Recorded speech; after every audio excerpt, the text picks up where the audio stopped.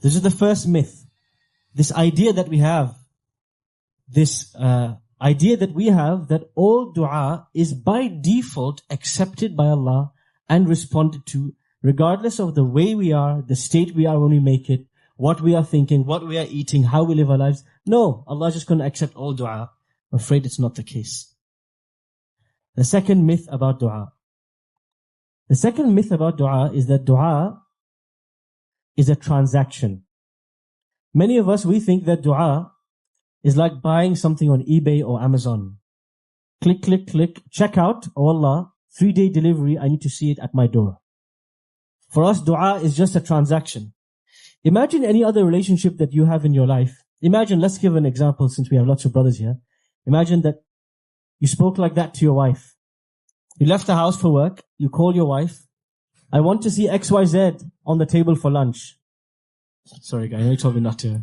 I might have done that deliberately. You say no, you come home, subhanAllah, the table's empty. What happened? You might have offended the missus. Why? Is your relationship just a transaction? She says, why didn't you call me and say, how's your day been? Yes? No etiquette, no politeness, no demeanor, nothing. Just a transaction. I want this, I want that. Give this to me, take that from me. Go here, go there. Is that the extent of my relationship? Now, how is it that any other relationship in our lives we treat with so much grace? Even the cashier at the supermarket, how's your day? But when it comes to Allah, we just decide to just give him a list of shopping items and expect the delivery date to be as soon as possible. This is the second myth when it comes to dua. Dua is not a transaction. That begs then the question, what is dua? If it's not a transaction, then what is it? Dua is a conversation with Allah. We talk to Allah because we love Allah more than we love anything in this universe. To understand what it means to talk to Allah, we have to reflect on the conversation that Zakaria has with Allah alayhi salam. The first thing I'm going to ask you all is, what language was Zakaria alayhi salam making dua in? Who says Silati? Urdu? Arabic? Zakaria was making dua in Arabic? You think Arabic? What language was Zakaria making dua in? Aramaic. Because Arabic wasn't really around at that time. What do we learn from that? Make dua in your own native language. Did Musa alayhi salam make dua in Arabic? No. Did Ibrahim make dua in Arabic? Did Isa make dua in Arabic? Did Maryam make dua in Arabic? No. So why do some of us think that in order for us to speak to Allah, we have to memorize a script and we have to speak to Allah in Arabic? Does he not understand our language? He does. Now you tell me, when you speak to Allah in your own language, what's the difference? Does it have a difference in how you speak to Allah? What's the difference? It comes from the bottom of your heart.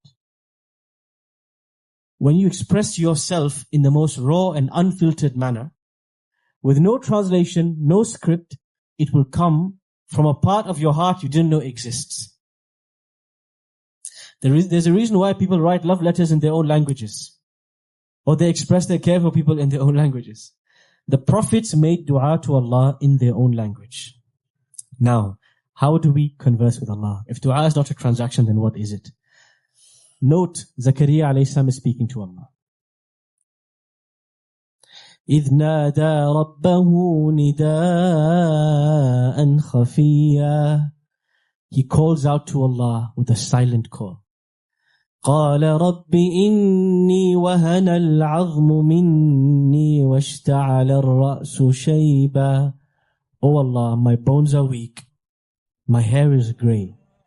وَلَمْ أَكُمْ بِدُعَائِكَ رَبِّ شَقِيًّا. My hair may be grey, my bones may be weak, but I'm not going to give up on speaking to you. وَإِنِّي خِفْتُ الْمَوَالِيَ مِنْ وَرَائِي.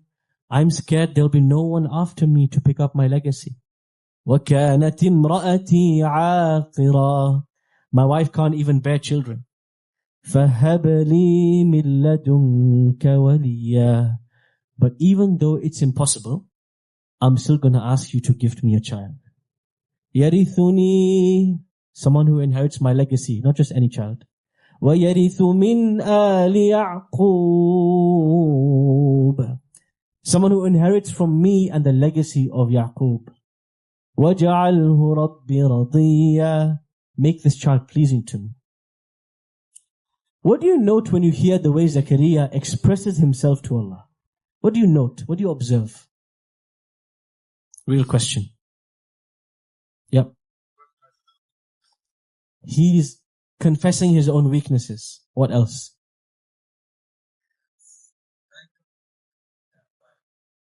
He is asking Allah, even though it's impossible, he's demanding, oh Allah, only you can do it. Go on, brother.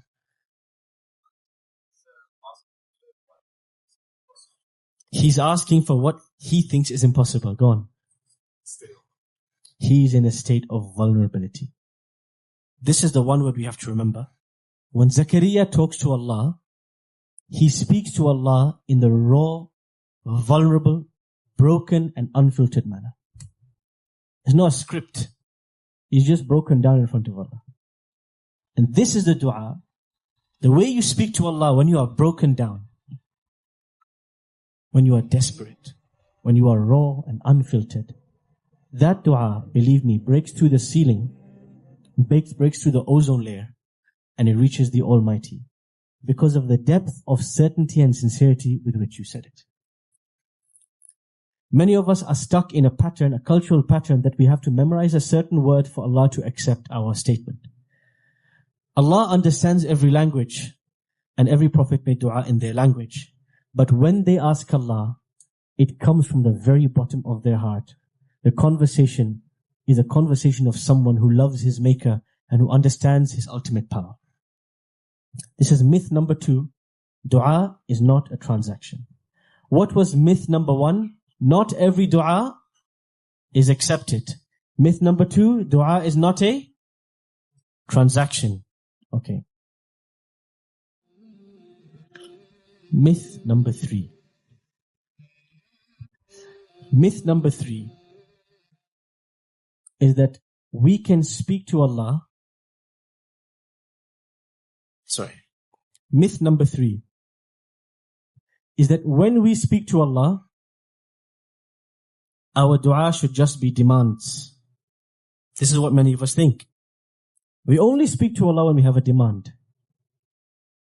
This comes to a point that one brother here mentioned, the structure of the conversation. There is a certain etiquette and a certain structure in which we should speak to Allah. To know how to speak to Allah, all we need to do is look at the template. What's the template for dua?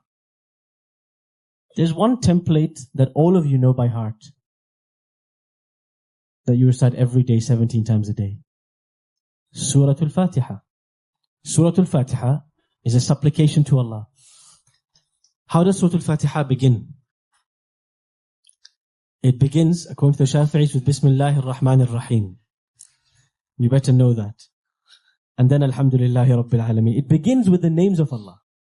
Because how are you speaking to Allah if you don't know who He is? You have to start by describing your Master. Oh Allah, your mercy knows no bounds. Your mercy touches even the birds in the sky and the fish in the sea.